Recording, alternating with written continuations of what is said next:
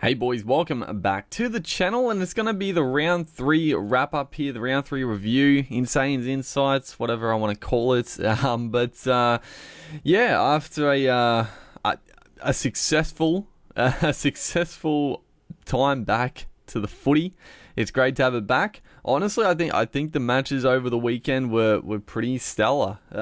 Some better than others. I think the footy overall was great. I think it was fantastic, honestly. But let's get into the review of the matches. So it was a tipping nightmare for me personally. I think, I don't know about other people, but I had a bit of a shocker. I think a lot of people did. But the first game, Thursday night footy, Broncos v the Eels. And obviously I'm a Broncos supporter, so obviously it's a little rough having to do the wrap up after the Broncos get flogged. But this was a game, in my tips I even said that obviously I'm tipping the Broncos, but I was not confident at all. On paper, the Eels have a extremely strong lineup. They're full strength apart from Nathan Brown being suspended. The Broncos obviously going in with a couple of big losses. But I was somewhat confident for sure. The first half of footy was outstanding. I thought there were definitely quite a few errors from both sides early on. In the first half, it was pretty greasy conditions out there, pretty dewy. And to be expected. A few unforced errors and whatnot. But I thought overall that first half was excellent. It was extremely physical. Both forward packs were giving it to each other in that first half, and it was a quality first half of footy. It was the halftime score of 12-6. I think reflected pretty well. I mean, the Broncos could have gone in up. It could have been level. Eels obviously went in 6 up, which I think, like I said, is pretty fair. But I mean, the Broncos bombed 2 tries, and honestly, after the second bomb try, I was starting to feel like this isn't going to be the Broncos' night. But yeah, went into the sheds, and on paper it looked pretty solid. I thought both teams playing pretty well.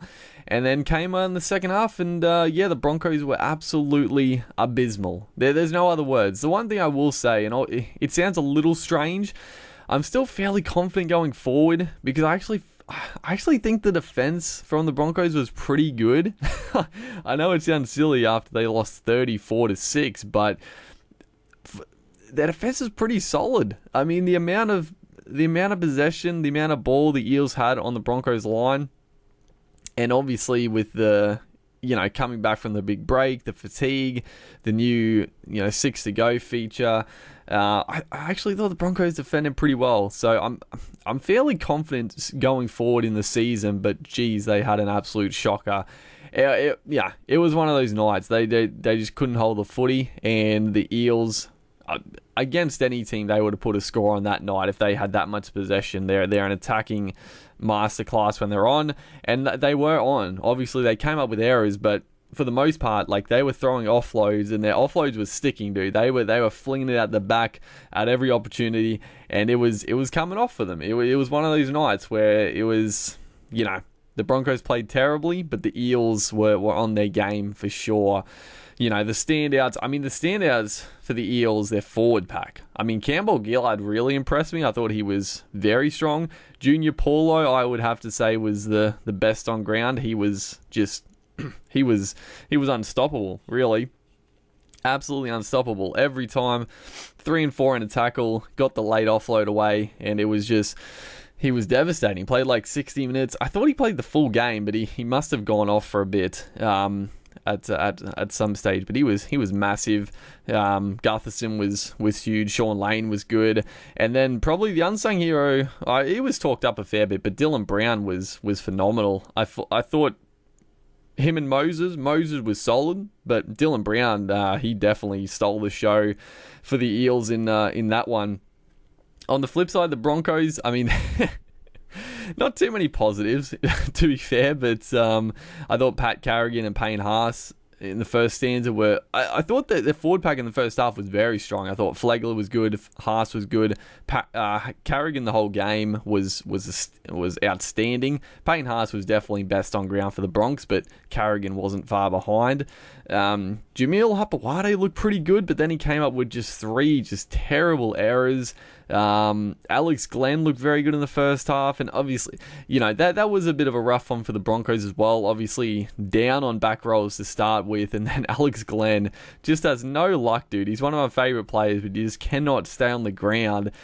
Yeah, I just get a cut on the leg. I mean, that's a freak injury, and then it really screwed up their rotation because, I mean, they had to put young Ethan Bullymore, who looks an okay player, but playing out in the back row for an extended period of time, their defense really struggled. So that was a massive thing at halftime as well, and that really sort of typified their night. But okay signs going forward. I thought Brodie Croft was also pretty solid in a team that just kept dropping the footy. When he had his time with the ball, he looked pretty sharp, and he scored a beautiful try, which I thought was a turning point, but yeah, the Eels, too strong in that one. So yeah, Eels Broncos, not the way I wanted to start proceedings. But we move on to the next game, and this was a game I predicted. I thought the Cowboys would win and win comfortably. At the early stages, again, I actually thought this was a really good game. I know, again, the scoreline blew out, but I thought the Titans were giving it to the Cowboys early on. I mean, Brian Kelly, the try he scored was an absolute just beauty, dude. He just destroyed Kyle Felt down the sideline. Oh, that was a highlight, and I mean that's the highlight for the Titans. Obviously, the only try they scored was a fantastic one. But I thought, I thought they were giving it to them. I thought Arrow was again huge, and the big turning point was when Arrow went off the field because the Titans were holding them up. Like they scored 2 tries. The Cowboys. I'm looking here. Early on, Hampton, and then O'Neill in the 22nd minute. And then the next try they scored was only in the 54th minute. And that definitely coincided with Jai Arrow going off the field. And then the floodgates opened after that. He obviously came back into the fray. But when Arrow went off the field and they had, a few of their lesser forwards out there, they really struggled. Fodawaker, again, just one of their best forwards without a doubt. I actually thought Ash Taylor was okay. I thought Fogarty looked good at times. Fogarty looked really good in the first half when he ran the ball, but then the second half, I mean, probably granted they didn't have much footy, but he didn't really get his hands on the football enough because I really like Jamal Fogarty as a player, but didn't really get his hands on the footy enough, and it's sort of, in that second half, it sort of just went back to Ash Taylor to do all the kicking and do all the playmaking. So it's sort of, if you're going to put Fogarty at halfback and Taylor to 5'8", you got to give him the confidence to run the ship. But they sort of resorted back to Taylor sort of taking control, and it sort of went waywards after that point. Because, yeah, Fogarty had some good touches early on. But, yeah, I mean, Holmes for the Cowboys. I still don't understand why so many people are sort of on Holmes' case about not being a fullback. Every time I hear it, dude, I'm losing my mind because he's going to be a star fullback. I have no doubts about that. He was exceptional when he played fullback for the Sharks, and the first couple of games ages ago, obviously he had a few out of position moments and getting back into fitness and stuff, but he had some good touches. And I mean, this game again, he wasn't probably perfect, but he looked very good every time he touches the footy. And he's not just a running fullback. I mean, he's got the all-round ability like your Trbojeviches and like Tedesco and stuff. He's got the playmaking as well. He's got a great passing game. So I have no doubt Holmes is going to be a star fullback. Scott Drinkwater was fantastic. Jake Clifford, fantastic. And my talk in my tips was that I don't necessarily think the Cowboys are better with Morgan not being there, but I actually thought Clifford at halfback and Drinkwater 5'8" is a really good pairing because Clifford was excellent at the back end of last year. So I thought they didn't lose much with Clifford, and he was great. His kicking game was the pinnacle. His kicking game was astounding. Just a great kicking game. That's what you if you got a half that can control a game with their kicking game, it goes a long way to winning a match, because a lot of halves in this competition, their kicking game leaves a lot to be desired. So having someone to force repeat sets, just getting good field territory, it's great. And obviously the other unsung hero, Reece Robson off the bench. I'm not a fan of Jay Granville. I've been so frustrated with Granville for a couple of years now. He's obviously quick off the mark. He's got a good running game, but his service from dummy half is dreadful. I'll be honest. His passing is probably the worst dummy half in the comp, in my opinion. His passing is no good, and it really cripples a team that's on the front foot when you can't get a dummy half to pass out in front and to the right man. And then Reece Robson comes on. Good service, great running game. I think the Cowboys, I don't think they're going to drop Granville, but honestly, I think Robson needs as many minutes as he can get, because he's an absolute gun. But for the Titans, I mean, there's not really too much else. Arrow was good, Fodawaker were good. Philip Sammy was solid at fullback, but yeah, other than that, not a whole lot to really write home about there. They started well. Like I said, I think they started well, but it's a Titans game. They just can't back up errors really. Moving on to the next Friday night game, and this was the game everyone was super hyped for, the blockbuster. And I'll be honest, I know the commentators said that this was a really good game of footy. I actually was somewhat not bored, but it definitely didn't live up to my expectations. Well, I guess I don't know if that's true, because I did expect the Roosters to put a score on the Rabbitohs. I really didn't expect the Rabbitohs to really compete at all in this game. But I don't know, it just didn't seem as not physical, the word, but it didn't seem as quick. And I think a big reason is that the ref in this game, for some reason, wasn't calling any of the 6-to-goes. He kept calling it was just like a regular game. It wasn't a game with the new rules, this one. Like, every time there was like an infringement in the ruck, he was just calling a penalty in this one. He wasn't given the 6-to-goes, which I think did impact the speed of the game. Wasn't as quick. I just felt this game wasn't as I don't know. Maybe it's because I'm not a huge Roosters or Rabbits fan, so maybe that's a big reason. But I wasn't that enthralled with this game, and probably because the Roosters and I thought they'd win comfortably. There obviously was a bit of a controversial finish where the Rabbitohs were. They did have a brief period of ascendancy, and they looked like they were going to come home strongly, and then it sort of got snuffed out at the end with the captain challenge and the dubious reverse for the penalty. That one's up for debate. I don't really think it was a penalty, but they obviously reversed it. But overall it was a good quality win from the Roosters. Obviously Victor Radley was super impressive. Daniel Tupou was great. Tedesco, of course, was excellent. I didn't think I think Kyle Flanagan and Luke Keary were okay. I didn't think they really stood out. I think it was just the forward pack for the Roosters and a couple of their backline players that really sort of showed the way. Brett Morris, obviously, fantastic. And then the Rabbitohs, Cameron Murray probably had his best game of the year. I mean, he'd been strong in the first two rounds, but I thought he really stood up in this game. I thought Silva was pretty solid. Latrell Mitchell, I thought was...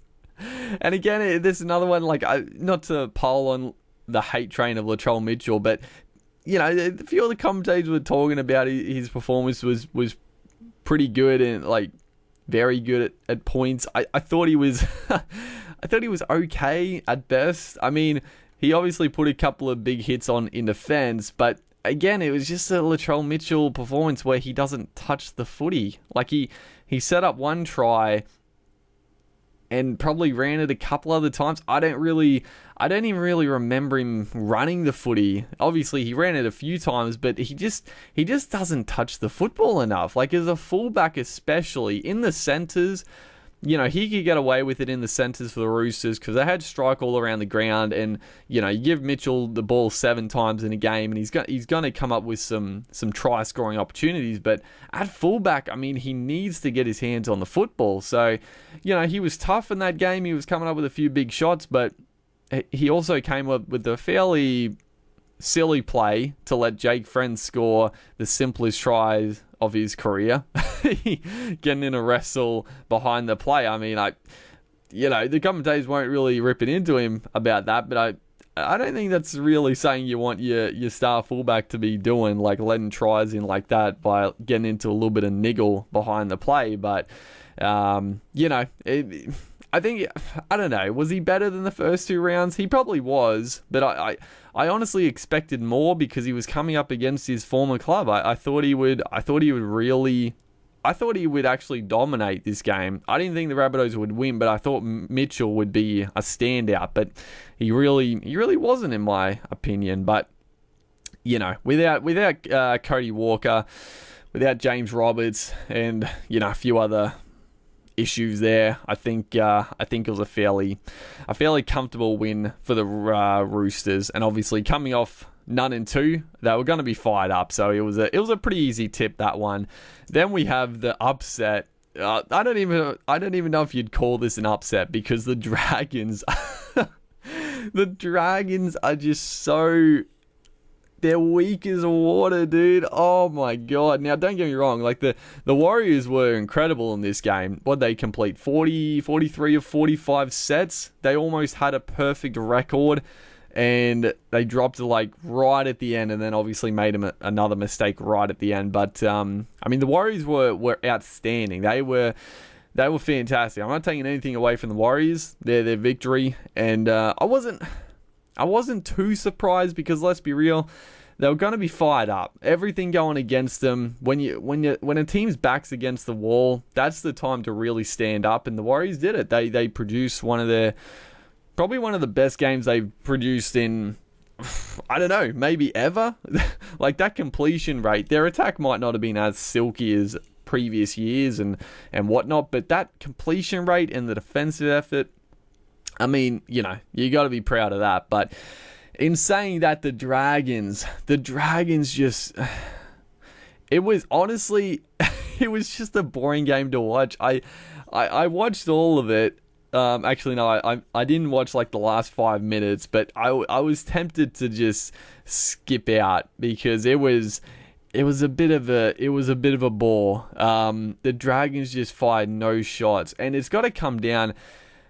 Honestly, I know Ben Hunt cops a lot of flack, and it actually seems like after this round, Corey Norman's starting to cop it, and I think he should, because Corey Norman, I don't know what he does out there, but he doesn't do a whole heck of a lot. And the one thing that was really not a good sign for the Dragons was every last tackle option, either Ben Hunt or Corey Norman would put up, like, you know, from 40 out or halfway out, they'd put up these bombs, and I don't think the bombs were that good, but there were never any real hard chases through.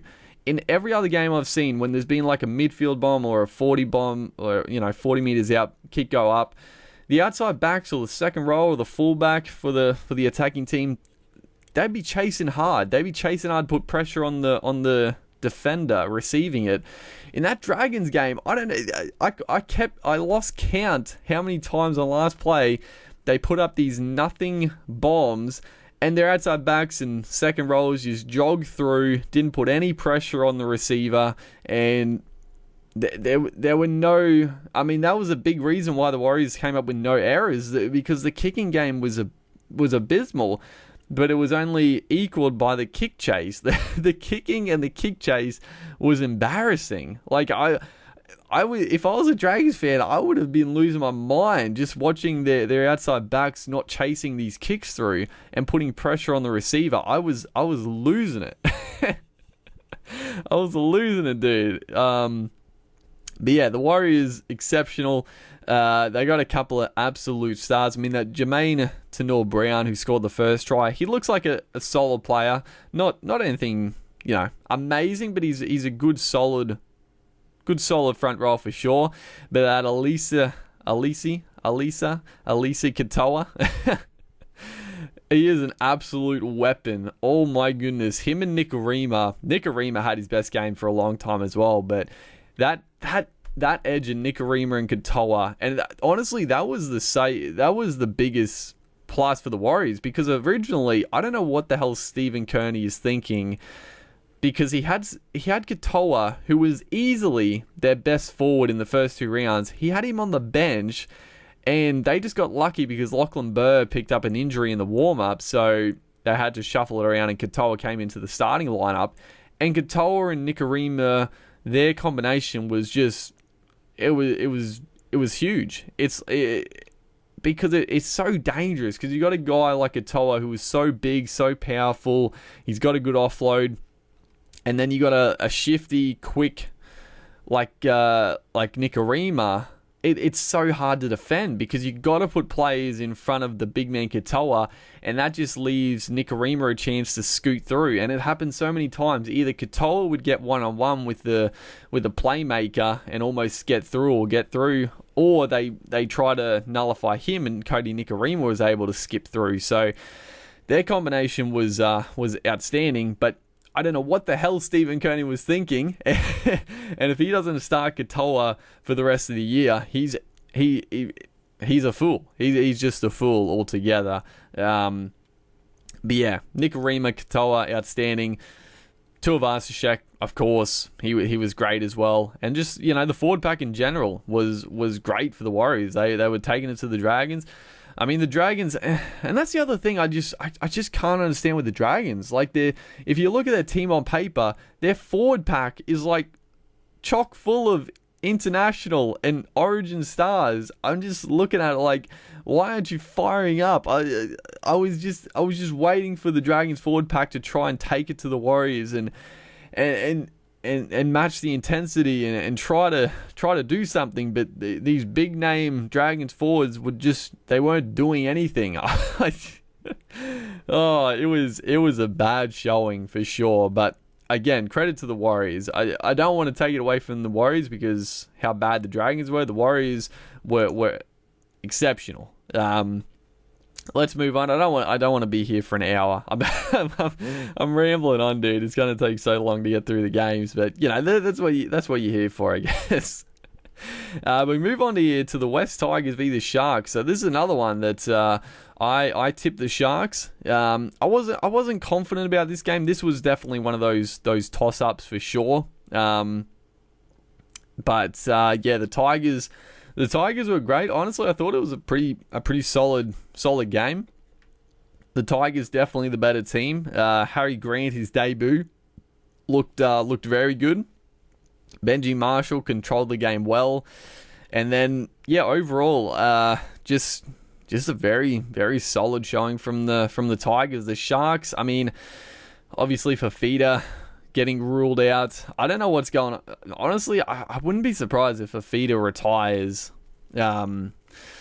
maybe during the year, but probably at the end of the year, because, I mean, the injuries and just not being able to get up for games now is becoming a bit of an issue for the Sharks. And they've got some issues now, because obviously the Bronson Sherry dilemma. They do have the cover because obviously Dugan came back and he looked pretty good. He scored a couple of tries, but I don't know, the Sharks could be in a little bit of bother this year for sure. But not honestly not too much to talk about this game. I only saw this one in spurts. Unfortunately, the Saturday night I was busy, so I didn't get to watch. The next game we'll talk about. I didn't get to watch that one in its entirety as well. So just a great great win from the Tigers, regardless. And a lot of people are tipping the Tigers to be one of the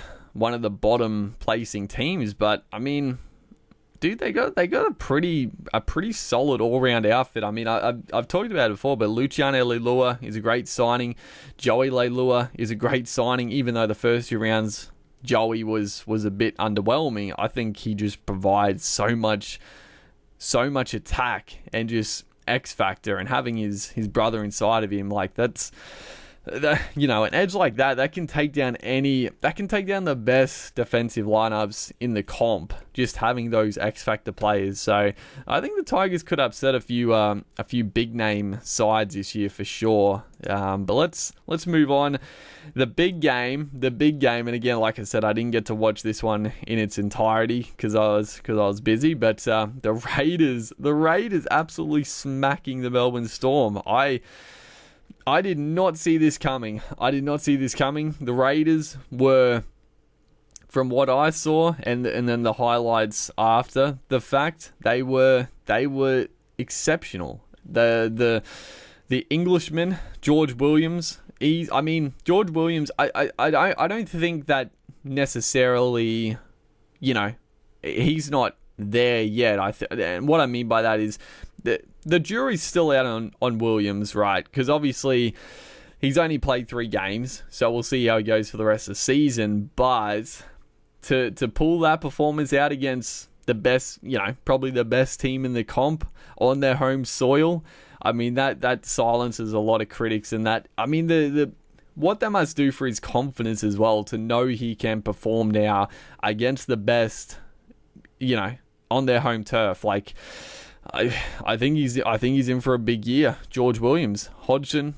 again, outstanding. Nickel Clockstad was huge. The run meters. And then, I mean, the biggest thing was their defense, dude. Like the try savers and just their defensive efforts, man. Like I don't even think the Storm were that bad. I know, obviously, they came out and said Craig Bellamy gave it to the boys after the game, but I don't think the Storm were that bad. It was just that the Raiders were just they played amazing, and like I said, I did not expect this. I actually thought I didn't think the Storm would win easy, but I thought the Storm would win because of how professional they are and just the basics. I thought they would come out after this break and just do the little things better, but I don't know, maybe the Storm, with the new ruling of the 6 to go and less wrestle, I think the Storm will still be one of the best teams, but maybe teams can sort of find them out a little bit easier with scoring points. But yeah, the Raiders, if the Raiders weren't premiership favourites before, They've gone a long way to swaying a few people for that title. The Raiders, geez, they've and obviously Rapana is back as well. So I mean, the only player they've lost from last year is Joey Leilua, and they picked up George Williams. So pretty good team, a pretty good team on paper. Then we have the Panthers v Newcastle. Oh my. So I picked the Knights here, and what was it, like 5 minutes in, Mitchell Pearce down. Another couple of minutes later, Connor Watson down. I was like, great, this is boring. And then the Panthers what were they up? They were up like 8-0. Or like 4, no, they're up 14-0. Yeah, they're up 14-0. And Connor Watson and Mitchell Pearce were gone, and Kalen Ponga wasn't there, and then Glasby was off, and I was like, great, this is gonna be a boring game. Like, the Knights are no chance. The Panthers should easily win this. They might not pump them, but they're gonna win without a doubt. And then somehow the Knights, I thought Kurt Mann was incredible. A few of his kicks, like his kicking game wasn't the best, but just to be able to control the ship, his running game was excellent. He went into dummy half for a bit. They switched it up at times, but Kurt Mann, absolute unsung hero. I thought he was excellent in the first 2 games, Kurt Mann.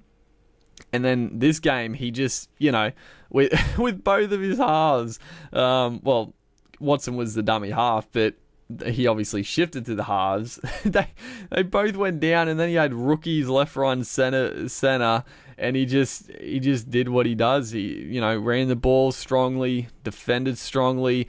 Bradman best. But this is the flip side, right? Because the Panthers didn't deserve a point here. The fact that the Panthers couldn't win this game with Watson and Pierce going off in the first 5-10 minutes, the fact that they couldn't win, and then somehow the Knights, they didn't win. I know that sounds strange, but how did the Knights not win? Bradman Best completely bombed try.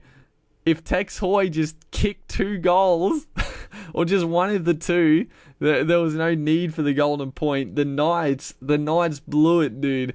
Oh, I was so disappointed because the Knights had the opportunity to win one of the all-time greats. And obviously getting the draw is still amazing, and they've really cemented their sort of defensive effort and their toughness this year. They showed in the first 2 rounds, but this was something else. That young Randall coming in and doing like 70 tackles off the bench just typifies their toughness and commitment in defense. But the fact they didn't win, I was so disappointed because the Panthers did not deserve 1 point from this game. The Panthers didn't deserve anything from this game. The fact that they I still cannot believe this match, dude. I cannot believe it. Because other than obviously Cleary was a big loss for them, but they were full strength. And the Knights already had Kalen Ponga out.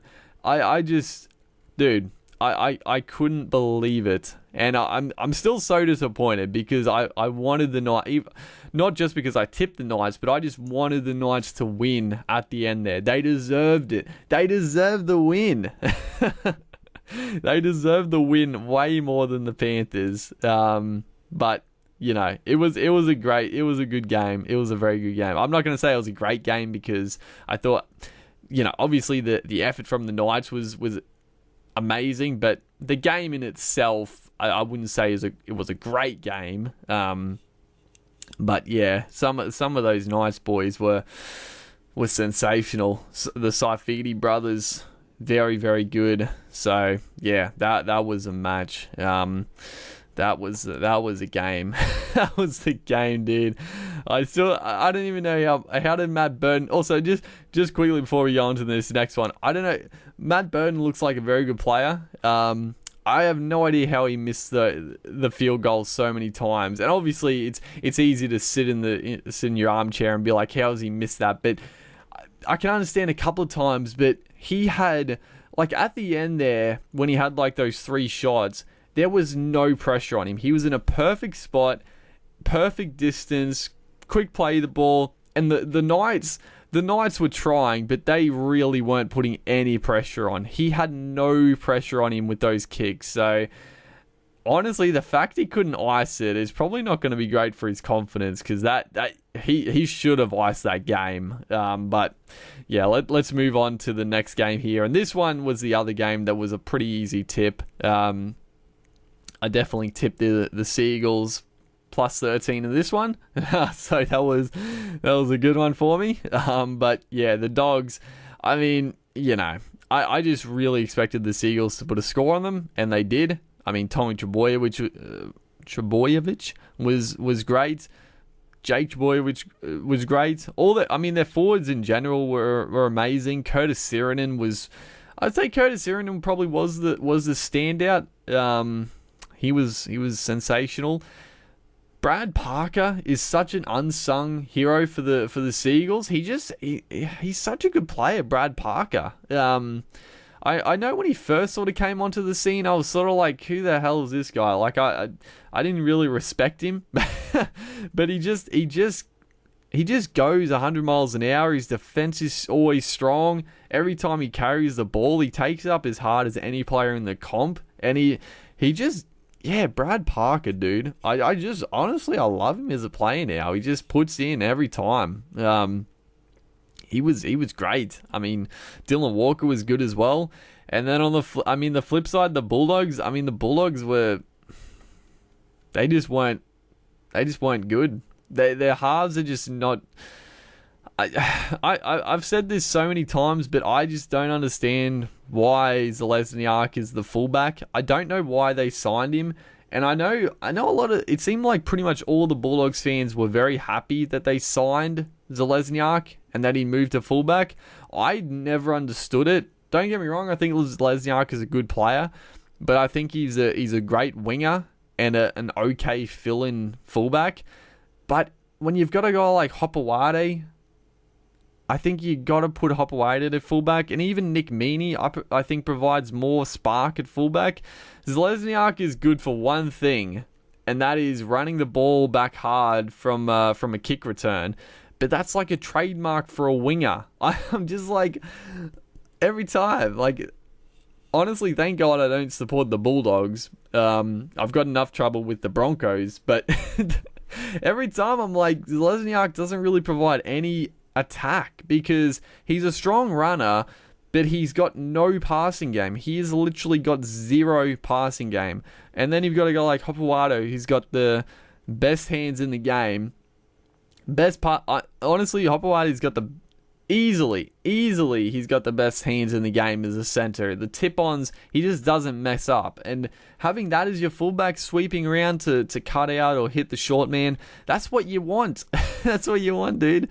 But yeah, I don't know. I mean, even if they did that, if they shifted Hopewade, I'm not saying they would win. They definitely wouldn't. I still think like they don't look like they didn't look like they were going to score. Like they had a fair few chances in the first half, but honestly, I was not for a second like concerned as like a Manly supporter in this game that they were going to cross the stripe. They just didn't look like they were going to score. It just maybe off like a little kick from Lewis. That I mean that was how they scored with Jake Averillo, but other than a kick, their attacking plays are just so slow compared to other teams.